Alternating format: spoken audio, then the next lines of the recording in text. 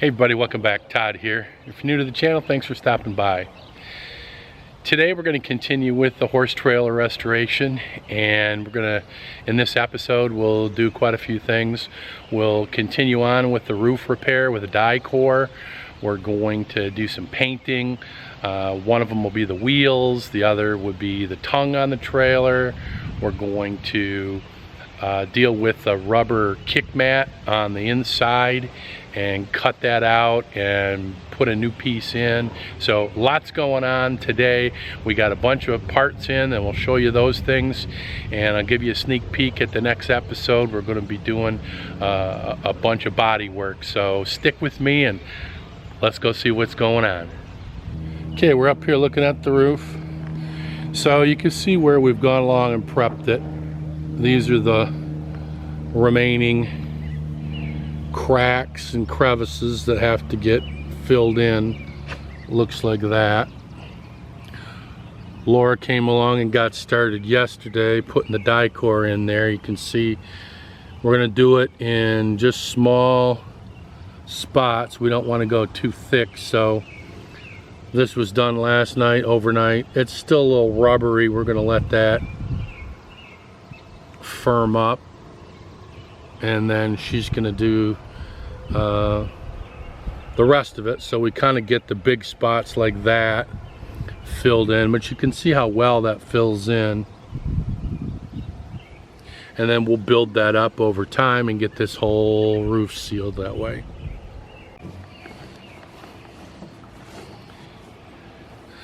Laura's just going through and getting it prepped. She's going to go around. We're just using a damp cloth to get all of the dust from where she's been using the wire brushes and such. Anything to say to the people? Hi guys. So we've got this whole side here prepped. She'll have to go all the way around into the back with the damp cloth. By the time she's done with that, we should be able to come back around here and start hitting it with some Dicor.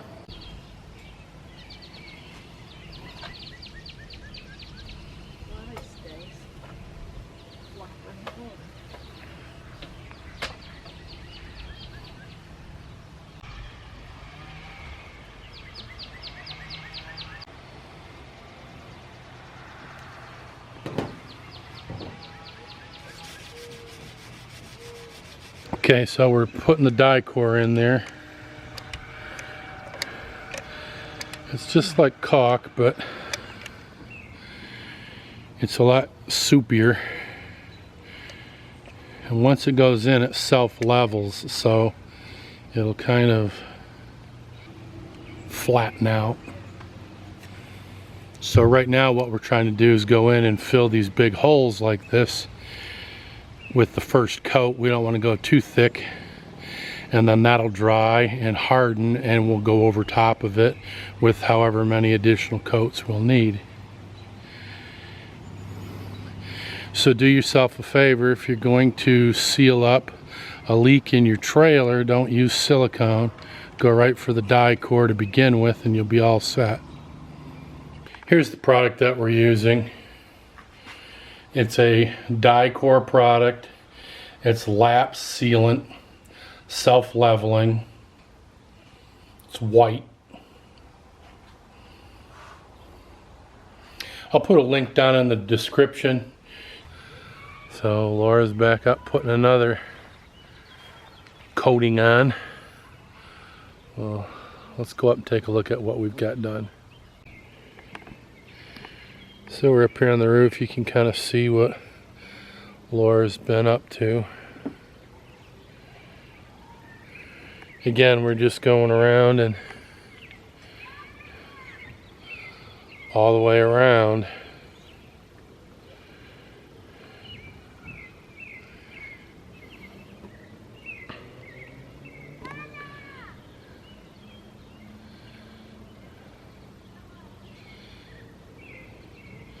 You got to put it in small layers and just build it up. We got a pretty good rain last night, and there are areas that we got leaks on that hadn't yet been done, predominantly right down through here. These are the roof vents that still need to be dealt with. We're waiting to receive these. As soon as we get them, we can take a look at them, see if we're going to be able to leave those actual roof vents in and just take the mechanisms out and stick it in there, or if we're going to actually have to tear 2 of those out of there completely. Alright, today we're going to tackle the rubber kick mat. We've gone through, and before Laura starts cutting here, you should be able to see we've taken a marker and marked out our lines, and she's going to go ahead and take that oscillating tool and just score it.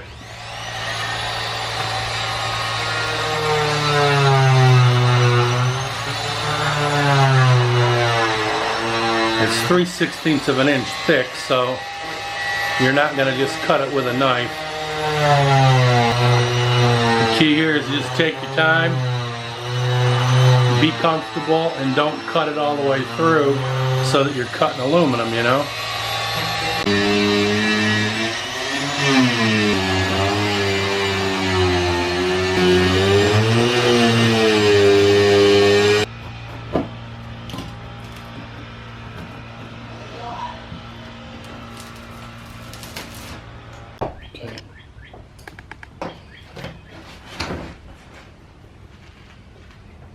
Using a Torx 25, get these wafer head 1-inch screws out, self-tapping sheet metal.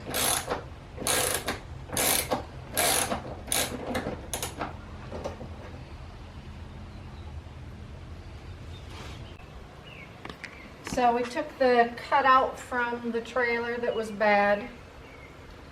We added 2 inches all the way around it so it'll tuck up underneath the existing rubber in there, and traced it with a Sharpie, and now I'm going to cut it out once we get the cat out of the way.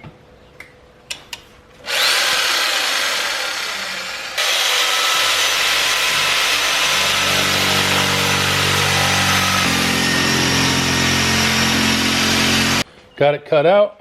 Now that'll tuck up 2 inches all the way around each edge, and we will be good to go. Laura set the patch in place, tucked it under there, and got it all set. So what we're going to have to do now is get the glue. I think what we're going to do along the bottom is rivet it where it was screwed in before.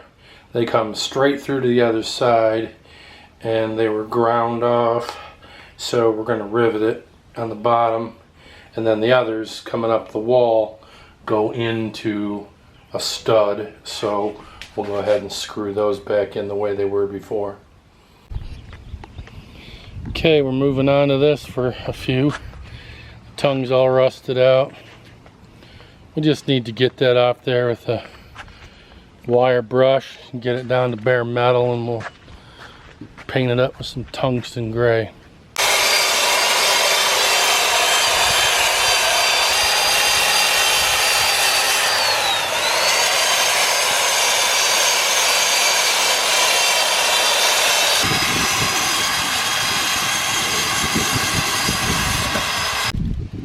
Okay, we got quite the wind going, but we're not slowing down. Laura's gonna get some paint going.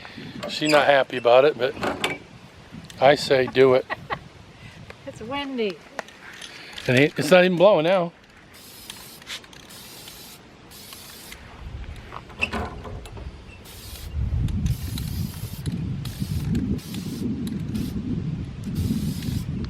It's supposed to rain tonight, possibly, so let's get her sealed up, is what I say.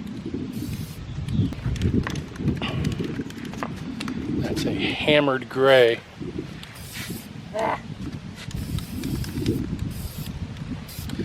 Okay, you guys get the idea what spray paint looks like. We'll be back to show you the finished product.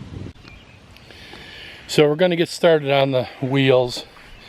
We've got, I mean, here's this side, the other side pretty much looks the same. So we're going to go ahead and take a wire brush to those, and bring them down to the metal, put some rust reformer on it, and then bring it back with some black paint. Here's the way the tongue has turned out so far. That's coat number 1. We went ahead and put the chain into a plastic bucket and hit it heavily with WD-40, and that'll start taking all that rust and grime off of there. So in the meantime, here's a spare tire. We've gone ahead and got started with that. Laura's got, let me show you what we're using here. It's a wire brush on a variable speed power drill. The reason I'm not using battery power is because you'd be going through a lot of batteries. So here we go. She's going to get started.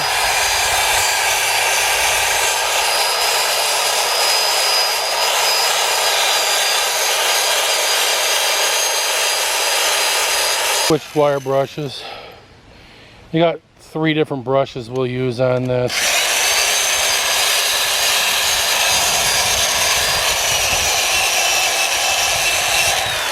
You're going to be looking at least a half an hour per wheel.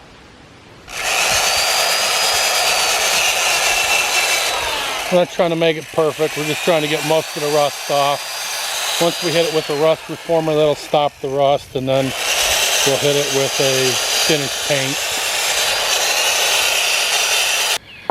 Okay, we're back. We're ready to start painting. We're going to go ahead and use this Rust-Oleum rust reformer. I've had a great experience with it in the past on projects. So Laura's going to go ahead and start putting some, it's actually kind of a primer and a rust killer all at once. So she's going to go ahead and just start hitting the inside of that. You know, pretty much it sprays like any other spray paint, you know, just. But the good thing about this is, as soon as it comes into contact with that rust, it's a rust inhibitor, so it's going to stop the rust from growing, as opposed to if you just hit that with some primer and paint it over it, all you're really doing is covering up the rust. You're not stopping it from continuing to rust. So she's done with the back side. We're doing the front side now.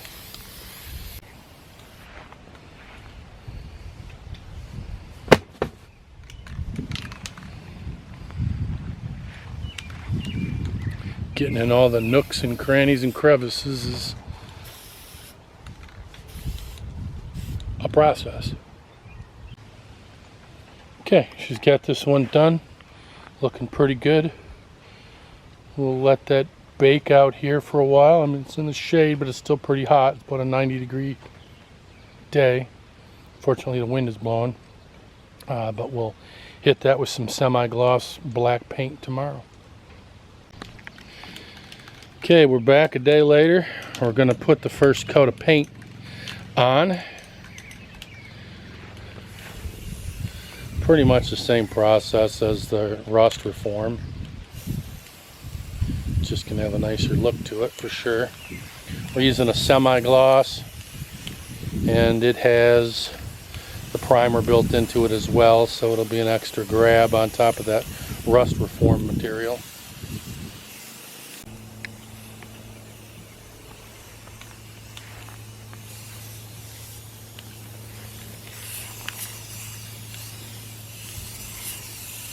So we got 4 new tires put on it today. These are Trailer King. They are a tire that are used a lot in the RV world. So one of the things that we're working on now is pounding out all of the damage. I think on the first one I showed you a lot of that. So we're using bodywork tools, you know, hammers, dollies, and just going slow and slowly pounding out this stuff. We'll have a lot of work to do on the trim pieces that we've taken off. I'll show you one up in the front compartment. This one was all mangled up here on the bottom. And Laura's been able to completely pound that straight along the top edge. We're missing some rivets that we'll go ahead and pop some rivets in there. So she's going to go ahead and put the rivet gun on there.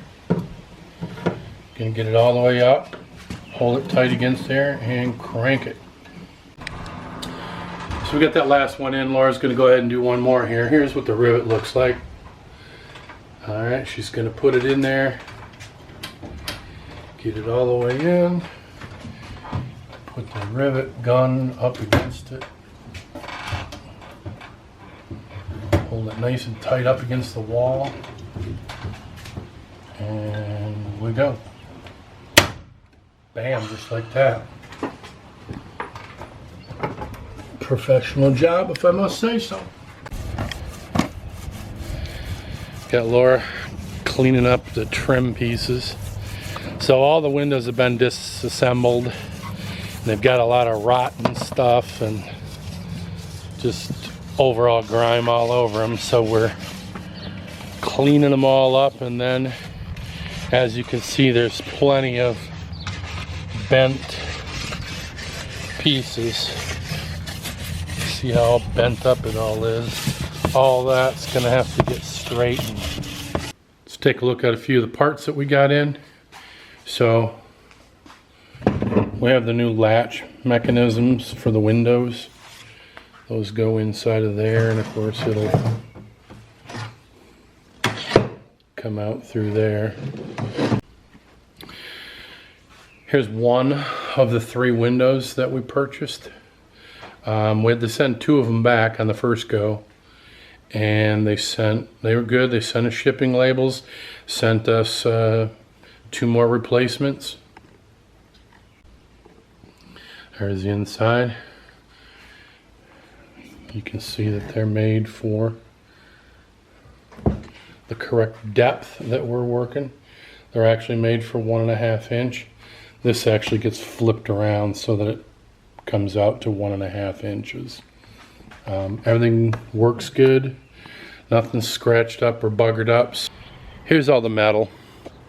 So we've got all 3 windows completely disassembled and got all of the metal cleaned up. So there's window number 1, 2, and 3.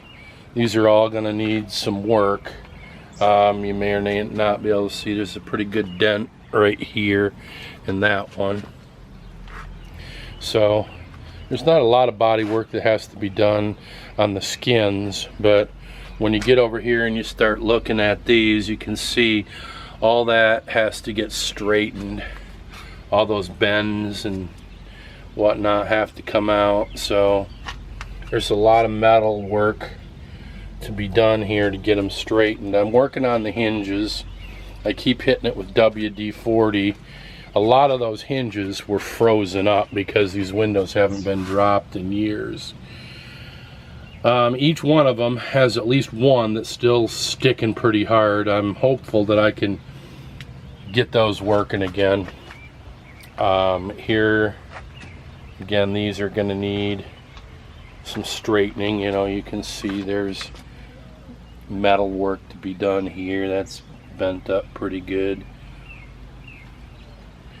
So yeah, that's what'll be coming in the next episode. Laura's going to be working on it with her hammer and dolly set. This is a body shop set of tools.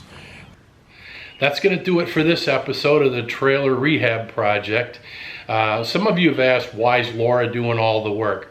She wants to do all the work. She wants to do a lot of the work. Certainly behind the scenes, I'm doing quite a bit. I mean, we're working on it together, and we enjoy working projects together. So you will see a lot more of her.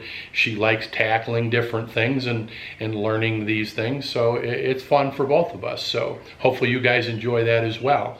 Next time, we're going to be doing a lot of body work, straightening a lot of metal, trying to ding out those dents and so on. So, hey, we really appreciate you watching and tagging along with us. Do us a favor and hit that like button. Subscribe if you haven't, so you'll know when we upload the next video in this series. And yeah, again, we appreciate you guys a lot, and the fact that you're supporting us in the channel. So we'll see you on the next one.